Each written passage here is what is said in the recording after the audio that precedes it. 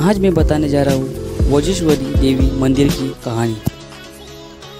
कलिकाल आणि सिंहमार राक्षस उन्मत्त बनले होते।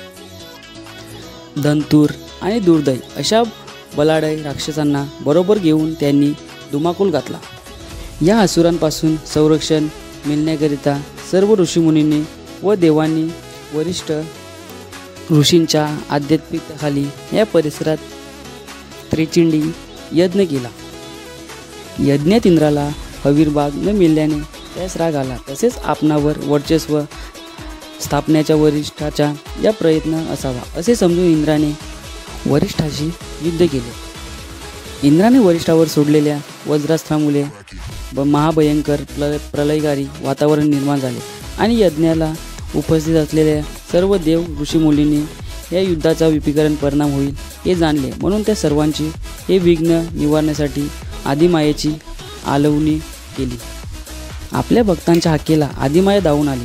इंद्राचे वज्रास्त्र वशिष्ठावर पडण्यापूर्वीच माता पार्वतीने ते आपल्या उदरात घेतले व युद्ध समाप्त केले। यज्ञाचा पार पडला तेव्हा उपस्थित असलेल्या सर्व देव यज्ञाच्या समाप्तीनंतर आपल्या स्थानी निघून गेले।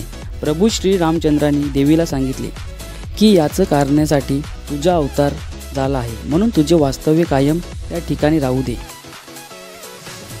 आणि इंद्राचे वज्रास्त्र आपल्या उदरात घेऊन महाभयंकर अनर्थ आदिमायेने टाळला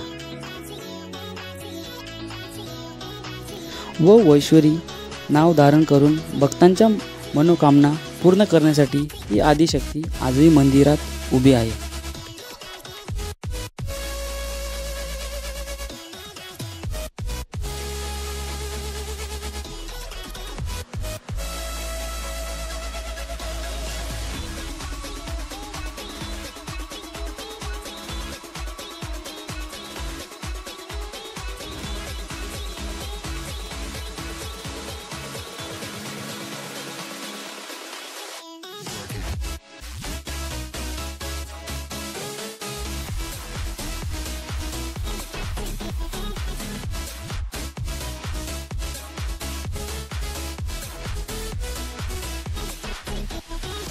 आपको वीडियो अच्छी लगी हो तो चैनल को सब्सक्राइब और शेयर जरूर करना।